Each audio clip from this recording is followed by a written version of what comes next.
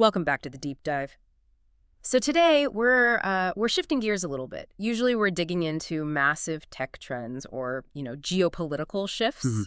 But today we're looking at a place, a geography that occupies, just a massive space in our collective imagination, especially for North Americans. We're talking about Ireland. Yeah. But, and this is the important part, we are not doing the postcard version today.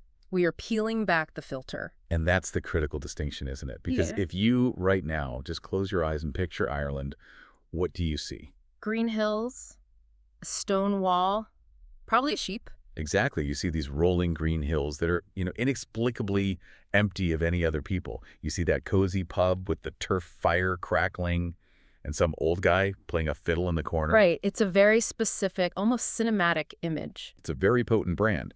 But the data we have in front of us, specifically this Ireland 2026 Traditions and Trails Guide, plus a whole stack of current economic reports, it suggests something else entirely. It suggests that if you book a trip based on that mental image, you are heading for a collision with a pretty brutal reality. Brutal is a strong word. We're talking about a vacation destination. What kind of brutal are we talking about here? We're talking economic brutality and just a real logistical shock. Some of the headlines from our source material are jarring. The Wild Atlantic Way, that famous coastal drive. Of course. It's now ranking as one of the most expensive road trips in all of Europe. We're seeing these reports of camper van congestion on tiny coastal roads that apparently rivals rush hour in, like Milan or Paris. Wow. So traffic jams in the middle of nowhere? Pretty much. Yeah. And the prices, we'll get into the details, but the days of a cheap, backpacker jaunt through County Kerry are effectively over. They're just gone. So the core question we really need to answer in this deep dive is about the state of the magic, that thing people are searching for. Has Ireland in 2026 been sort of Disney-fied and just priced out of reach for normal people? Or does that authentic heartbeat, that thing everyone talks about, does it still exist if you just know how to find it, how to navigate the crush? That is the mission. That's what we're going to do. We are going to dissect this popular Traditions and Trails route. We'll break down the specific budget numbers, and you should brace yourself. They are eye-watering. Okay. And we'll look at the logistical traps that just catch people completely off guard. Yeah. Ultimately, we want to see if you can still find that, that thin place the poets talk about, or if it's just been paved over by a very efficient and very expensive tourism industry. Okay, so let's start with the context. What does Ireland even look like right now in 2026? Because I think a lot of our listeners might still be operating on a mental model from, 10, maybe 15 years ago? Oh, easily. That quaint, slightly behind the times, maybe a little bit sleepy vibe. That model is completely obsolete. It's a fossil. The sources, they all emphasize that 2026 Ireland is a modern, tech-heavy European powerhouse. You have to understand the economic engine here. It's not sheep and wool anymore. No. Dublin isn't just a capital city. It's a massive European tech hub. It's where Google, Meta, all of them have their EU headquarters. Yeah. The connectivity stats in Dublin, like for 5G and fiber, they often outpace major German cities. So the stereotype of, the darky cart and the Aran sweater. That is a performance. It's a performance for the tourists, and it's a very profitable one. But underneath, you have this very sophisticated, very globalized economy. So if I land in Dublin expecting, the village from The Quiet Man, I'm going to be very confused. You're going to be shocked. You're landing in a city that feels like a cross between, Silicon Valley and London, just with much better stealth. That means. And this is the fascinating part. There's a cultural counter-movement happening alongside all this tech wealth. The sources call it a cultural resurgence, or maybe an evolution. It's not just about preserving the old ways. So what does that look like on the ground? What does that feel like? It's the modernization of trad music, for one. You have bands that are blending traditional Irish instruments with electronics or modern song structures. It's also happening with the Irish language. It's not just being kept in a museum. It's being used in modern artistic contexts. Right. Think of the whole aesthetic of that film, The Banshees of Inisherin. That moody, dark, atmospheric, slightly melancholic vibe has really taken hold culturally. I love that distinction. It's a move away from the, bright green, cheerful leprechaun kitsch towards something deeper, darker, and maybe a little more authentic to the landscape. So it's less Lucky Charms and more ancient mystic. Exactly. But let's talk about the elephant in the room, the cost. You mentioned the revenge travel boom after the pandemic. We're a few years past that now. Hasn't demand sort of normalized. You think so? The volume has leveled off a little bit from those peak mania years of 2022, 2023.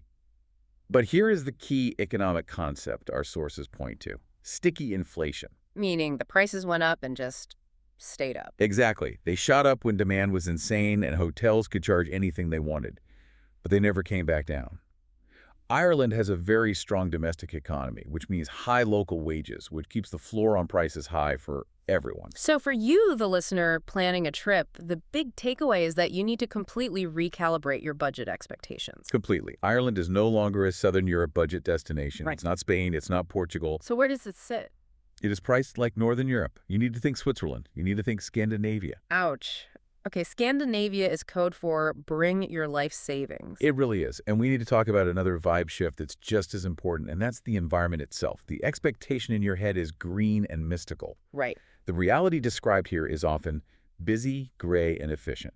And we really need to spend a minute on the gray. The weather, of course. The sources were very specific about this. It's not just pack an umbrella, is it? No. That is the worst advice you could get. The guide explicitly says you need to prepare for a damp that gets into your bones. This is a crucial point. It's not just precipitation falling from the sky. What does that mean? It means the air itself is wet. It's 98% humidity, but it's not tropical humidity. It's a cold, windy, North Atlantic humidity. It seeps into your clothes. It makes it feel 10 degrees colder than it actually is. So this is a huge part of the mental preparation for a trip. It's everything. If you go expecting to see the sun every day, you will be miserable. You have to learn to embrace the atmospheric drama of the gray. You have to find the beauty in the mist and the clouds. So if you're a solar-powered person. You will run out of battery on day one very quickly. Okay, let's do it. Let's actually go there. Let's talk about the arrival and the drive. Walk us through the logistics of just getting onto the island and getting started. Most people are flying into Dublin Airport, DUB. Right. And for all its modernity, the airport experience itself, well, the sources say that despite years of promises to fix the infrastructure, the arrival in 2026 remains chaotic. Chaotic how? Just, long lines at immigration, crowds. It's the volume, yes, but specifically, there's a pain point mentioned in the source material called the shuttle bus loop from hell. That sounds ominous. That's not a ride at a theme park, I take it. It feels like the worst ride ever. It is the specific friction involved in renting a car. The rental depots, for the most part, are not right at the terminal. They're in these compounds, a mile or two away. So you have to get to them. You have to get all your luggage, you have to get your tired family, you have to find the right bus stop, cram onto a shuttle, wait in traffic with all the other shuttles, get to the depot, and then wait in a line that might be sneaking out the door. It can easily take up to an hour, sometimes more, just to get from the terminal to your vehicle key. An hour before you've even started driving, and you're jet-lagged. Exactly. And once you finally get that key, you have to drive. And for most people, that means driving across the middle of the country to get to the good stuff, the West Coast. This is what the guide calls the boring middle. It is.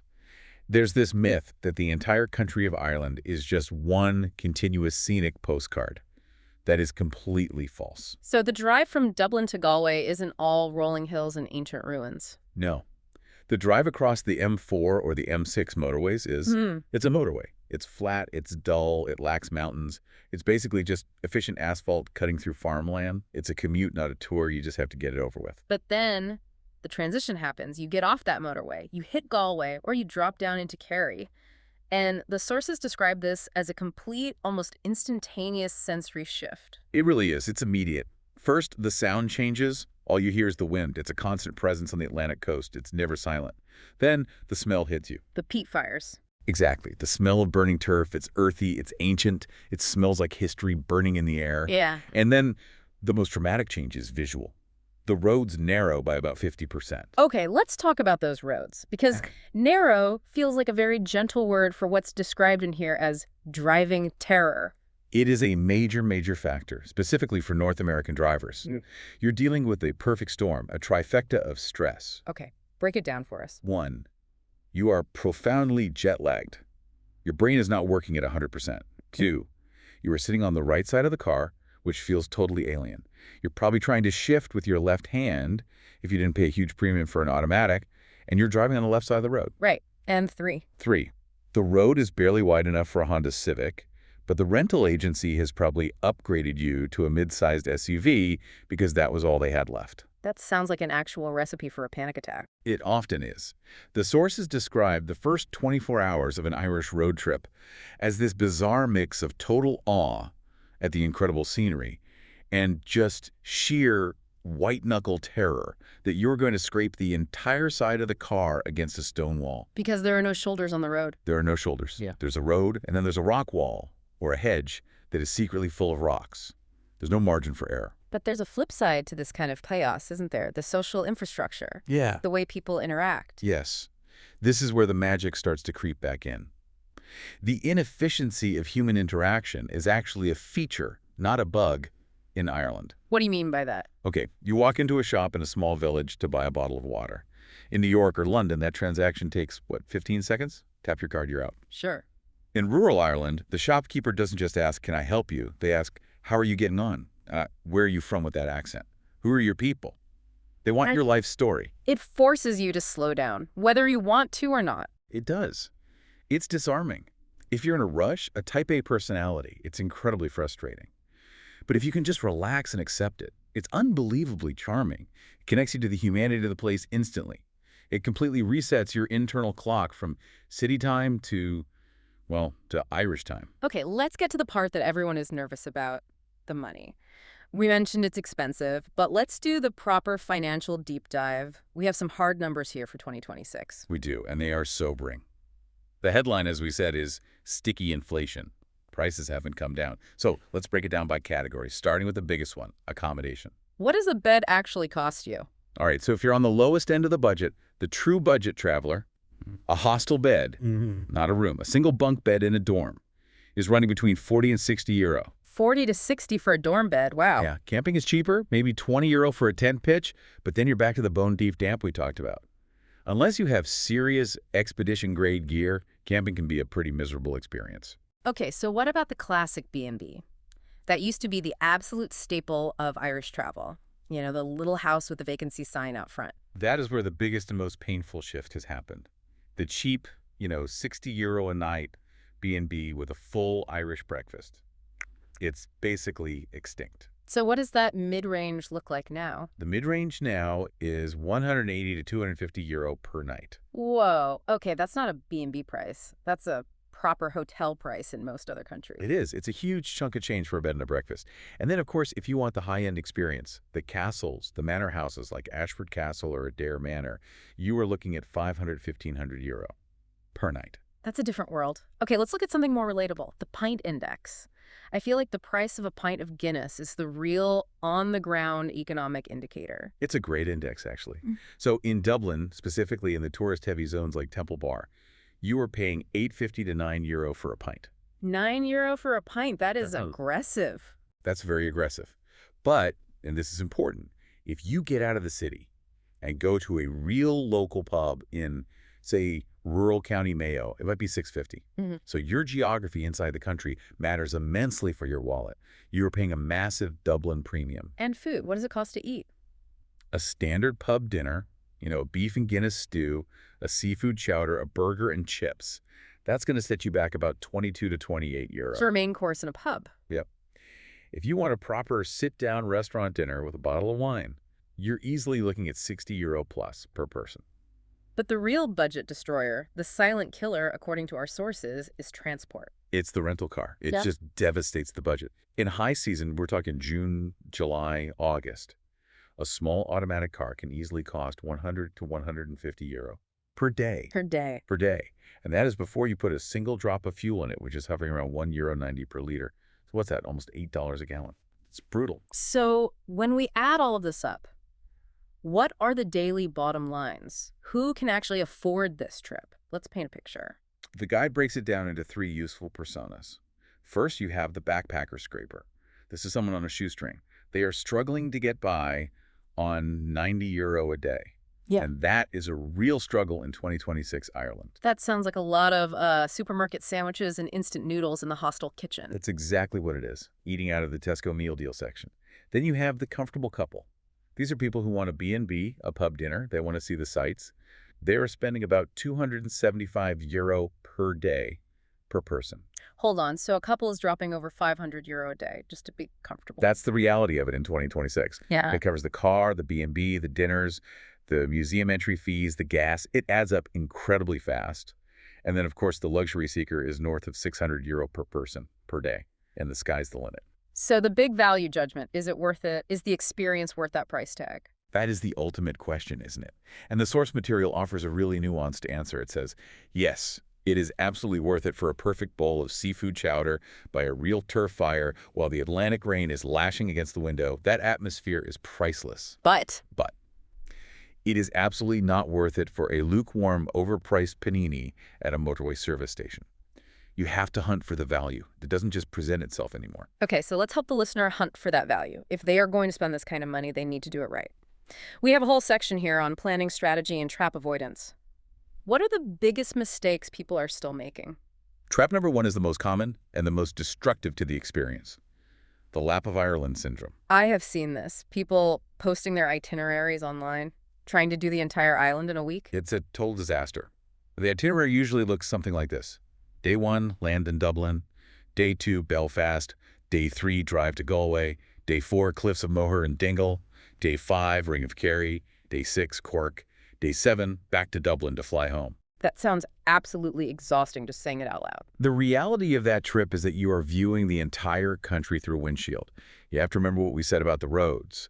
The average speed on these rural roads is maybe 50 kilometers per hour. That's 30 miles per hour. You simply cannot cover ground quickly. So what's the fix? What's the smarter way to do it? The fix is ruthless, brutal editing of your own ambitions. You have to pick 2 bases, maximum. For a 10-day trip, for example, pick Galway and Kerry, or Donegal and Clare. Go there and stay put for 4 or 5 nights in each place. And do day trips from there. Exactly. The source has a line I love. It says, you need to sit still to hear the music. I think that's perfect.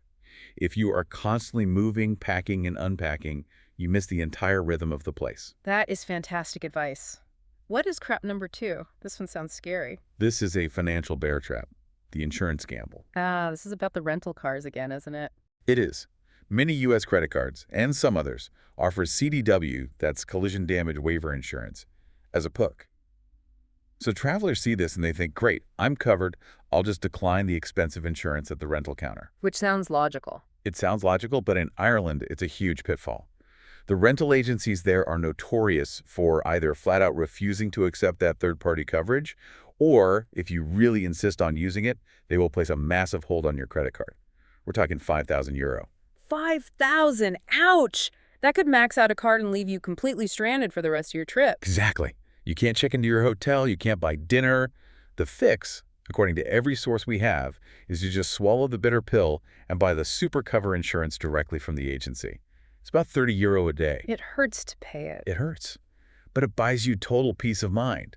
Because when you inevitably scratch the side mirror on a hedge, and you will scratch the car on a hedge, you just hand the keys back at the end and walk away. No questions, no €5,000 charge. Okay, that's a big one. Trap number 3. The Sunday shutdown, and just rural hours in general. People coming from big 247 cities expect that they can find a place to eat dinner at 9 o'clock at night. Not in rural Kerry, I'm guessing. Absolutely not. In many villages, the pub kitchens close at 7:30, sharp. If you don't eat early, your dinner is going to be a bag of Tato crisps and a Guinness, which isn't the worst dinner, but Not what you plan. The fix is pretty simple then. the fix is simple.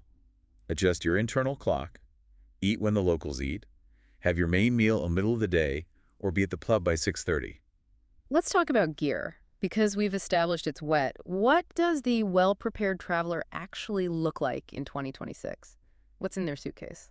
They look waterproof from head to toe. The source is absolutely emphatic about footwear. The phrase water-resistant is a lie. It's useless. You need proper, seam-sealed Gore-Tex hiking shoes or boots. Why so specific? Because you will be walking in boggy fields, through deep puddles on trails, and let's be honest, through a lot of sheep dung. You need shoes that can take a serious wet beating and keep your feet dry.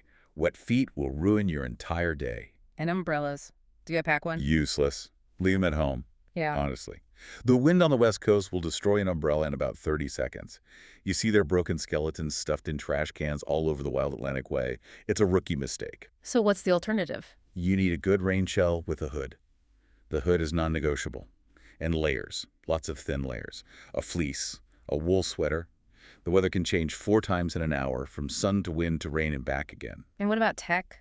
Cell service, GPS? 5G is surprisingly good across most of the country, but there are definitely dead zones in the deep valleys of Kerry and Donegal. The tip here is old school, but it's vital. Download your maps offline to your phone. Google Maps lets you do this. So you don't get stuck with no signal. Right. And download your music or podcasts. Do not rely on streaming to provide the soundtrack for your road trip, because you will be driving in sudden, profound silence in the most beautiful parts of the country. Let's pivot to something we often take for granted but really shouldn't. Safety. And I don't just mean crime. Right. And on that front, the news is good. Physical safety, in terms of violent crime, is very good. It's a very safe country.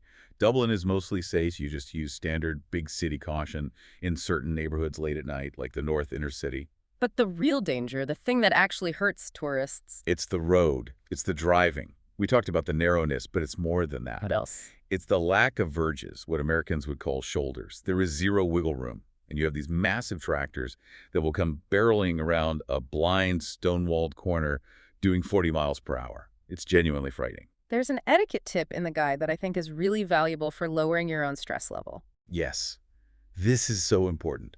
If local is driving behind you, just pull over. Find the next driveway or a slightly wider spot and let them pass. Do not let the pressure build up. Because they're not on vacation. They're not. They're trying to get to work or pick up their kids. You're sightseeing. Be the nice guy. Get out of the way, and your own drive will be 100 times more relaxing. What about nature's danger? We see all those dramatic cliff photos. The cliffs. This is a serious point. The cliffs of Moher, Slieve League in Donegal. These places often lack safety rails in many sections, and the wind is stronger than you can possibly realize. And people get too close. People get way too close trying to get that perfect selfie for Instagram. And every year, tragically, tourists fall. The advice is simple and stark. Respect the edge. Gravity is not your friend. And what about scams? That's something to worry about. Mostly non-existent. It's a very honest place. The only real scam is what the guide calls tourist pricing in places like Temple Bar in Dublin. But paying €12 for a pint isn't really a scam. It's just a bad decision. You chose to go to the tourist trap. One last thing on comfort that really surprised me in the notes, the widespread lack of air conditioning. Yeah, even in 2026, AC is still very rare in hotels and B&Bs outside of the big new corporate hotels in Dublin. Yeah. And while Ireland is usually cool, heat waves do happen. If it hits 25 or 28 degrees Celsius, which is the 80s Fahrenheit, Those rooms can become ovens. complete ovens. But honestly, the bone-deep cold is the more common enemy. That's why wool is so essential, even in the middle of July. Okay, let's get to the emotional core of this. We've talked about the stress, the cost, the rain. Let's talk about the magic, the experience highlights. The guide really zooms in on a specific moment in Doolin. Yes, this is the antidote to all the cynicism. Doolin is a very, very touristy little village in County Clare, famous for its music. But the guide makes a brilliant contrast. It talks about the main, crowded, famous pub. Where all the tour buses stop. Exactly. Yeah. And then it talks about a smaller, no-sign local spot just down the road. Paint the picture for us. What's the difference? You walk in, there's no stage, there are no microphones. It's just 3 or 4 musicians sitting in a corner on stools. A flute player, someone on the bottom drum, a fiddler. Yeah. And they aren't playing for the room. They're playing for each other. It's a conversation. It's a conversation in musical form. They're looking at each other, nodding, smiling. It's intimate. And the audience interaction, how does that work? That's the key. There is no applause after every song. They Wow. finish a set of tunes, they just stop, take a sip of stout, maybe laugh about a mistake someone made, and then one of them just starts the next one. You are not at a concert. You are a privileged witness to a living tradition. That's the magic. I love that. And then on the flip side, we have what the guide calls the logistical triumph, the Shannon Ferry. This seems very specific. It's a brilliant practical tip for road trippers. To get from County Clare, where the cliffs of Moher are, down to County Kerry and Dingle, you can drive all the way around the Shannon Estuary. It takes hours. Or you can take the ferry from Killimer to Tarbert. And the ferry is the clear winner. Hands down. You save about 140 kilometers of pretty stressful driving. But it's more than that. It's a sensory break in the middle of the day. You have to get out of the car. You stand on the deck. You smell the salt air. You watch the coastline slip by. It's a moment of peace. It is. There are often dolphins following the boat. You go inside and you buy a bag of Tato cheese and onion crisps. It turns a long, tiring travel day into a genuinely joyful experience. Now, we have to talk about the disappointments. We need to save people from the overrated list, and there is a very big one right at the top. Oh yes, the Blarney Stone. I almost feel like it's sacrilege to say it, but the guide it destroys the whole idea of it. It ruthlessly dismantles the myth.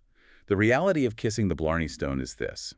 First, you wait in the line for, on average, 90 minutes. Then, you climb these very narrow, very steep, claustrophobic spiral stairs inside a castle tower. And then the grand finale. Then you get to the top, you lie on your back, a stranger holds your legs, you lean backwards over a drop, and you kiss a piece of wet rock that a million other strangers have put their mouths on that year. When you say like that, it sounds incredibly unhygienic and frankly a bit silly. It is both of those things. The guide's advice is unequivocal. Skip the stone, walk the castle gardens instead. They are absolutely beautiful, but do not waste 3 hours of your precious vacation time to kiss a rock. Okay, another big swap that's mentioned is the route itself. Everyone knows the Ring of Kerry. It's probably the most famous scenic drive in the world. And because everyone knows it, everyone is on it. In July and August, it's just a long procession of giant tour buses, rental cars, and cyclists all vying for space on a road that's too small for them. So your view is often just the back of a bus. Often, the only view you have is the back of the German tour bus seat in front of you. The recommendation is to swap it for the Ring of Beara. And which one is that? Where is it? It's the next peninsula to the south. It is wilder, it's emptier, the roads are arguably even narrower and crazier, which is part of the fun, but you will have huge stretches of it almost entirely to yourself. That is where you find the real solitude. And what's the Cliffs of Moher rule? There's a specific rule for that. The rule is strictly time-based. If you cannot be there by 8 a.m., just skip it, or go late in the evening for sunset. Why so rigid? Because by midday, you are sharing the cliffs with 4,000 other people. Oh. You can't hear the ocean. You can't hear the seabirds. All you hear is the chatter of 1,000 different tour groups. It ruins the entire sonic and spiritual experience of the place. Go early or don't go. This brings us to a really interesting and maybe for some a really important section of this deep dive. What if you just don't go? What if the budget is just too high or the guaranteed rain is too much of a downer? What are the alternatives? Right. If you're looking for that Celtic vibe, but Ireland in 2026 just isn't working for you, the guide proposes 3 really strong alternatives. First up, and this might surprise people, Asturias in northern Spain. Spain. You think of sun and beaches, not green hills. Not southern Spain. The north coast of Spain, so-called green Spain, is incredibly lush, green, and mountainous. It actually has deep Celtic roots. They play a type of bagpipes there called gaitas. They drink cider instead of wine. It's a fascinating culture. Okay, so what are the pros and cons versus Ireland? The pros are huge. It is about 40% cheaper than Ireland. The food is, well, it's arguably better. You have amazing tapas, incredible fresh seafood. The cons, the language barrier is more significant. And while the music is Celtic, it lacks that specific Irish craig, that unique blend of banter and social energy in the pubs. Okay, alternative number 2. Brittany in the northwest of France. Again, strong Celtic roots, a rugged coastline that looks a lot like Cornwall or Kerry, and ancient standing stones at Karnak that predate the pyramids. And the trade-off there. The pros are great French infrastructure, and of course, amazing food crepes and galettes and fresh oysters. But the con is that it can feel a little manicured, a bit too tidy. It's French, you know. It lacks that wild, desolate, edge-of-the-world feeling you get in Connemara or Donegal. And the third alternative. A bit closer to home, Pembrokeshire in Wales. It has the dramatic coastlines, it has the ancient castles, the prices are a bit lower than Ireland, and the vibes are very, very similar. Now, what about the most obvious comparison? Scotland. Why isn't that on the list of alternatives? That's a great question. The guide dismisses Scotland specifically as an alternative for escaping the crowds. The Isle of Skye in 2026 is apparently even more crowded and over-touristed than Kerry. Scotland is facing all the same problems of its own success. So it's not a solution, it's the same problem in a different place. Exactly. Okay. So we have dissected the costs, the traps, the highlights, the alternatives. Now we need the final verdict. We've got the is it worth it matrix based on our traveler personas. Let's run through them one by one. First up, the backpacker. Young, on a shoestring, trying to make the money last. What's the verdict? Verdict. A hard NO. It's just too expensive and too difficult now. Transport is expensive, and public transport in rural areas is sparse. The hostels are the price of a budget hotel in other countries. The guide is blunt. Go to Portugal. Go to Eastern Europe. Your money will go 3 times as far. Okay. Next up, the mid-range couple. Maybe they're in their 30s or 40s, they have a decent budget, they're looking for that authentic experience. Verdict. Yes, but with discipline. It could be a fantastic trip for them, but they have to follow the rules we laid out. They must pick 1 or 2 regions, not try to see everything. They must rent a small car. And they should prioritize B&Bs to meet locals and get that real connection. What about the family? Traveling with kids? Verdict. Mix. This is a tough one. Yeah. The truth is, most young kids hate that much time in the car on windy roads. It only works, the guide suggests, if you rent a cottage or self-catering house in one spot for a whole week. Make a base in a town like Kenmare or Westport. No epic road tripping with toddlers. It's a recipe for misery. And finally, the luxury traveler. Money is not the primary object. Verdict. An absolute yes, no hesitation. Ireland excels at high-end, world-class hospitality. The service, the food at the Michelin star level, the experiences like falconry or private whiskey tastings at the big manor hotels. Mm-hmm. It's as good as anywhere in the world. So there's a kind of summary philosophy here. Yeah. I think it's this. Ireland will break your wallet and your patience if you try to do it like a checklist, if you show up with a list of 10 things you have to see. Right. But it'll be the best trip of your life if you let it do you. If you sit still long enough to listen to the rain, to listen to the music, to listen to the stories. That's beautifully put. Okay, before we let everyone go, let's hit them with the final super practical tips. Best time of year to go. May or September. The weather is often surprisingly good. The crowds from July and August are gone, and everything is still open. Avoid November to February unless you really love darkness and rain. And if you had to pick one single town as the best base in the whole country? The guide nominates Westport in County Mayo. It says it's the Goldilocks zone. It's big enough to have great food and pubs with music every night, but it's small enough to feel local, and it's right on the edge of some of the wildest, most beautiful scenery in the country. Perfect. And we have a closing thought from the source material that I think is a perfect way to wrap all of this up. It's not really a tip. It's more of a provocation on the nature of travel itself. It's a great question it asks. In a world of hyper-efficient, predictable, 5-star reviewed experiences where everything is on an app and everything works perfectly, is the genuine frustration of an Irish single-lane road stuck behind a herd of sheep actually the last authentic adventure we have left? Something to think about the next time you're stuck behind a tractor in the pouring rain. Absolutely. So pack a raincoat, book the supercover insurance, and for goodness sake, leave the umbrella at home. That's it for this deep dive. Thanks for listening. Safe travels.